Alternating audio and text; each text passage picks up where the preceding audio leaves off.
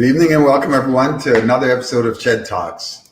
I am so grateful to be here and addressing you tonight without a guest. So tonight's episode, as always, has been brought to you by Hookshot Media Productions. Quite a great sponsor of Hookshot Media and all of our programs that we carry here. Excuse me. Tonight's episode, I want to talk to you a little bit about leadership. There's been a lot of questions lately about what makes a leader, what makes a great leader. And I've always been happy to step in the arena and discuss with you, my studio audience. And, you know, if you have any questions tonight, it's the night to bring them forward. I'd be happy to answer them. First of all, let me talk to you a little bit about a leader versus leadership. In my estimation, there are two different things. I believe that leadership is almost a lifestyle. It's a way of living. It's a way of being accountable, being present, having the wherewithal to do what's right. And we'll get a little bit more into details as we go on. So what are the commonalities of an effective leader? So I'm going to talk a little bit about that at first. And then, of course, as you pose your studio questions, I'll be happy to answer them, and then we can move from there. How's that for you? So first of all, I think the qualities that most great leaders, as we've seen throughout the years, possess, there's several of them. I'll address 8 of them in particular that I think, in my estimation, are most important and commonality amongst most of the great leaders. Now, we'll also have discussions about what a truly great leader is and what or people's interpretation of a good leader versus a great leader. I think there are definitely some commonalities, and I think first and foremost, I think in my estimation, a leader has to have a clear and concise vision. So if I have a vision and I can articulate to a group and rally that group to follow me, I think that in itself is one of the main characteristics of most of the leaders that you've seen throughout the years. Now, I'm going to be very general here, and I'm not going to discuss the leaders themselves, because I think we'll get into that a little bit, because I think by some cases, some people will disagree or not agree. That's for you to decide, and then you can, certainly bring it forward to me and we can discuss it. Leader with a clear vision. People ask, what is that? And one of the other characteristics I find that most people have that, or say that a leader should have, is not only the clear definition of that vision. However, he has a clear path to that vision. I disagree with that. I think a great leader in some cases have that clear vision and can point people to that vision. However, sometimes they call upon someone in their community, someone in their company to articulate or to generate that vision, or the executor. Or in other words, that's usually the how person. If I'm a why person, I understand the vision. I can clearly articulate the vision. However, I sometimes lean on someone else to show me the way in terms of exactly how to execute that vision. Quality number 2 that most of them share is they lead by example. So they set a certain standards and they live by it. You'll find, again, even some of the most controversial leaders in the past decade or the past century have led by example. Now, it doesn't always mean that they're going to be executing everything on the day-to-day level, but we can judge them by their accomplishments. What have they achieved up to this point? And are they consistent in achieving those accomplishments? So that's what I mean by, certainly by getting to or setting an example. Thirdly, they demonstrate some form of integrity. And that again is another tricky one that people are going to question based on some of the leaders that we've seen over the years. In the past century, we've seen leaders like, of course, some of the more notorious leaders that could be considered. And someone asked me the question: Does a dictator is a dictator considered a leader? Yes, they certainly do. They sometimes possess the qualities, some of the same traits as most of the other great leaders. What we have to determine is whether or not they use that power for goodness or for bad. That comes in the question of the character. And that's where sometimes you can now question the integrity of that person. Fourth, and perhaps you should be writing this down, because I think every day some of us are called to be leaders. Now, not everyone is going to be a leader. Everyone can live a leadership lifestyle, but not everyone can be a leader. And that means that, sometimes you may have the ability to inspire. You may have the ability to create and drive a vision. You may have the ability to motivate and inspire. However, it's not going to be on a consistent level. Fifth characteristics is they communicate effectively. A good leader will be able to draw upon a deep conversation or articulate their not only their vision, but in some cases the vision of their subordinates, to clearly communicate what those principles are. So, excuse me, that's where the effective communication comes into play. The other characteristics is they have to be able to make the tough decisions. Now, if anyone here that's owns their own company, you're self-employed, you're entrepreneur, or if you've worked in an environment where you're in some kind of management or leadership role, there comes a time where you're going to have to make some tough decisions, tough calls. And I think that's part of the those are some of the characteristics that are most prevalent in some of the great leaders. You have to make those tough decisions. You have to execute them, and sometimes you're not going to be very popular for them, but you're still able to make the call. That is when you overcome the fear to really execute the mission. Now, number 7, I think one of the most important things that we have to do if you are in a leadership role is you have to be able to empower others to their success. You have to clearly articulate your vision. You have to communicate with them, and then you have to be able to assist them in achieving that by empowering them to be able to make those decisions. That's another key characteristics of great leaders. Now, another one on that list would be to be self-aware. Now, this is something that I think can be judged, and some people said, well, you have leaders like Hitler, and you have leaders like one gentleman that just parted the White House just south of our borders.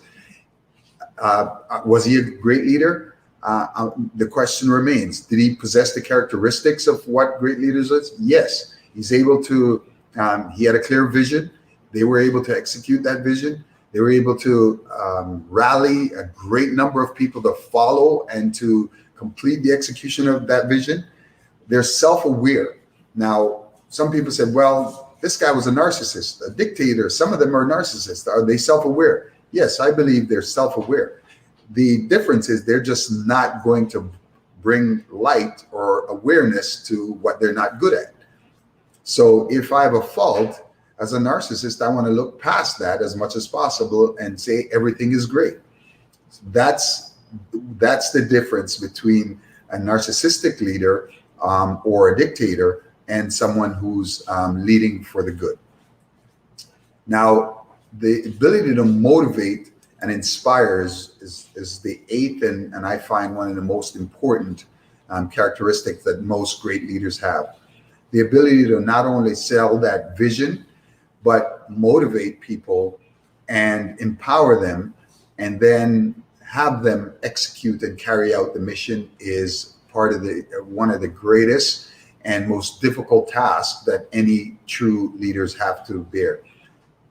That example can be followed through by looking at some of the great leaders of our time and see how they were able to truly. Martin Luther King is one of my favorites, in how he was able to truly clarify a vision, and he was able to push and motivate and inspire people to follow, with no regards to their own safety, with no regards to anything, but the clarity of the mission was so important that you're driven to complete it. Now, what are some of the characteristics you think that I've missed? And what are some of the things that you feel that are most important? Feel free to drop me a line, or give me a ding, ask a question. I certainly am ready, prepared, and able to answer any questions that you may have. We'll give you some time to think about it. In the meantime, I had a question posed forward that may not be up on the screen right now. Someone asked me, how do you determine how do you call someone a leader if they were doing something negative? Well, my list that I articulated is a list of characteristics that's possessed by most of these great leaders.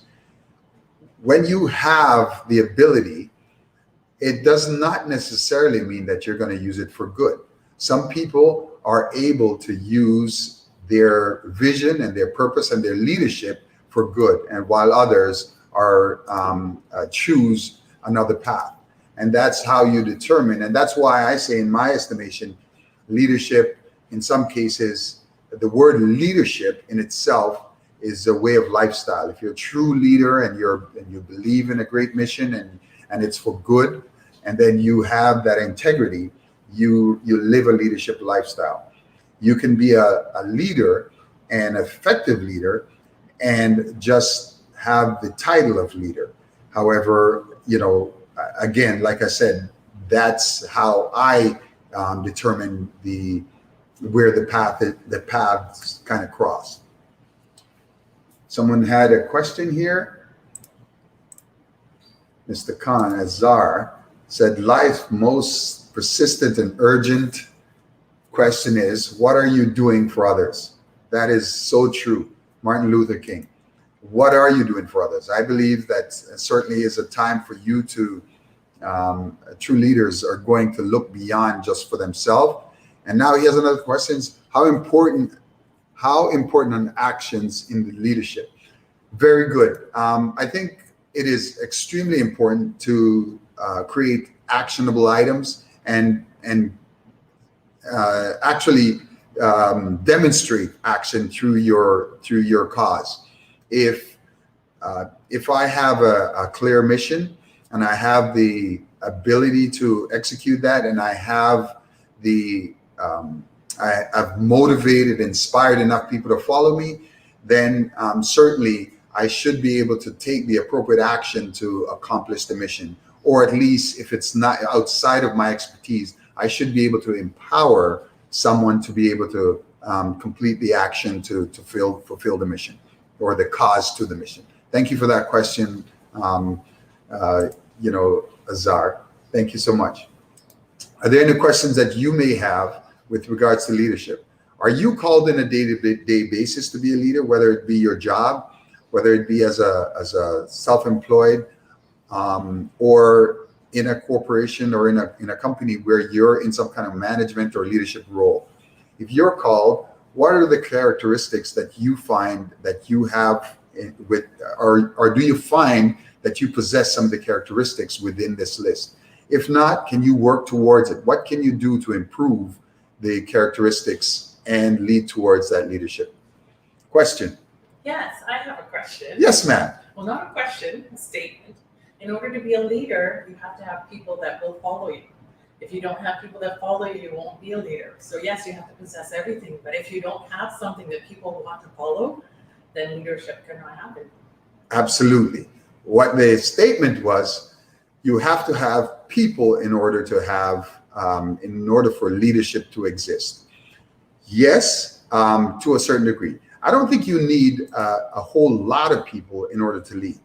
You could be the leader of one. You could be the leader of your household, where there's just a few people. You could be, and over the next few weeks, as we change our format here at ChedTalks, what you'll be seeing more of leading up to Father's Day, and we'll list that in a little while. We're going to be listing some leadership roles by men. These shows are going to specifically lead up to Father's Day, but we're going to find men of different age brackets from the 20s, 30s, 40s, 50s, 60s, and up that display good leadership not only in their families at home.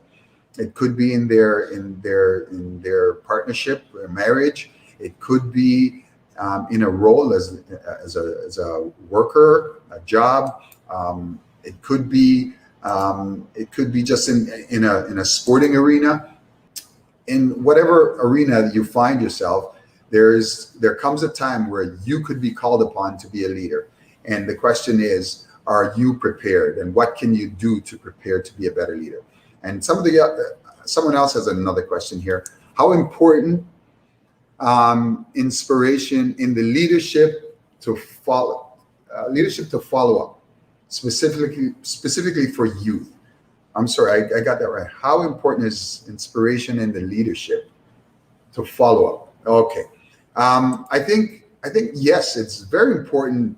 If we're going to inspire and motivate, then it's definitely important to follow up, to make sure that we're not only articulate and talking about the vision, but in order for anything to happen, we have to execute it. And part of the execution is always going back and reaffirming and confirming that the job's done. So thank you for that question, Nazar Khan. Are leaders born or can they be made? That's a really good question. I think that debate always comes to light.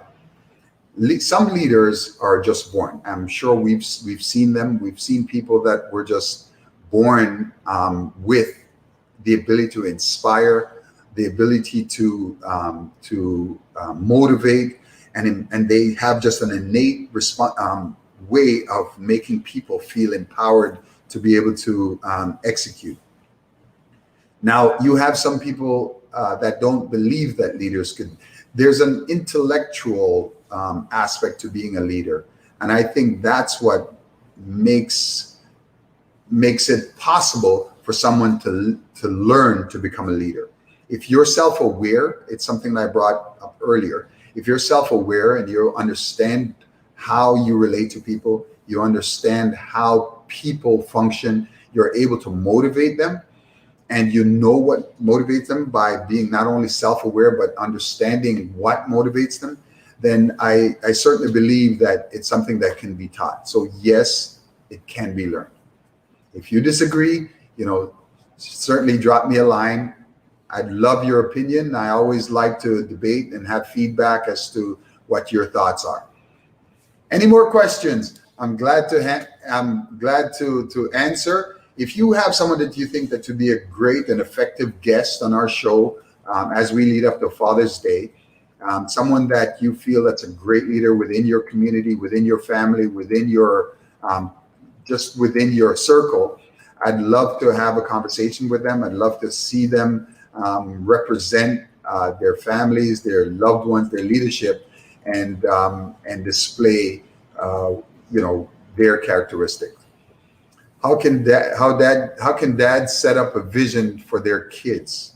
Wow, that's a very big question. I think dads can set up a vision for their kids simply by being present.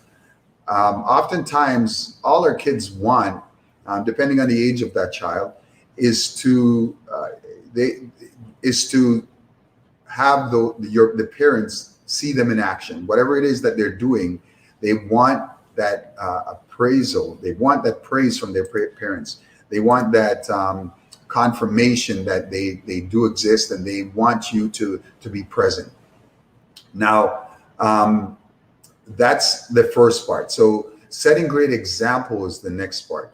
I think by most part, yeah, kids will watch others, and you often hear kids being inspired by someone that they've seen outside of their home. But I think at the end of the day, if you're present, you set a good vision for them, and you set a great example, the kids will follow your example. You know, I think some cases we say that kids, they're often mimicking our movements. They see what we do, and if you're clear, and if you're consistent, and if you stick to your word, even when it's a tough decision, then the message would be very clear with them, and they will follow your lead. So setting that vision is simply by taking it day by day and pointing the way. But at the same time, you have to empower them to live their own lives. I don't think in today's environment we can force or push a kid into our vision. We can set examples by being present. We can make sure that we demonstrate good examples. And at the end of the day, if their thoughts and their vision is something away from our dreams, I think we have to be supportive, and that's going to help them achieve it.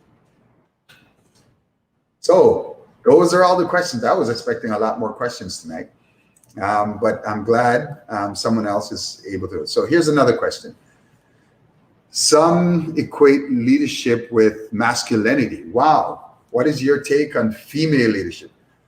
Very good question. I think, this brings me to an example that of a guest, my last week's guest.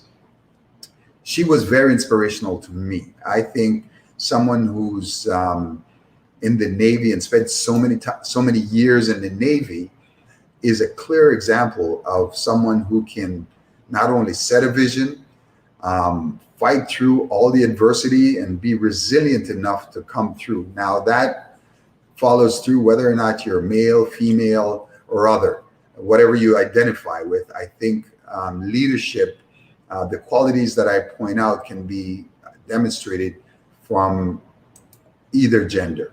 So thank you for that question. Very good question. Any more questions from Donna over there? Donna, do I have any more questions? Okay, so I'll give you a few more minutes to put your questions forward. If you have no more, we're going to call it a great and short night tonight. Here's another question. Thank you, Azar. You have some brilliant questions tonight. How important marriage and relationship for children? How it impacts on their grooming? Wow, that is a big question. Marriage and relationships, I think, are extremely important because it shows that in itself is leadership. Now, whether or not that marriage, as we know today, marriage are ending in an alarming rate. But I think two individuals coming together creates a marriage, right? So whether or not those people are still together or not, I think they can still set great examples of leadership. So while I do believe it's important once you're together to set great examples and be leaders within your family as a couple, I think it's equally important if people are not coupled to be able to be great examples. Now, sometimes that leads to, if there's a separation or breakdown of the marriage, what happens is, people are so caught up in finding their own path, they forget about the involvement of the kids, or they forget about setting great examples for the kids. And I think where that's maybe sometimes where you see that leadership may falter.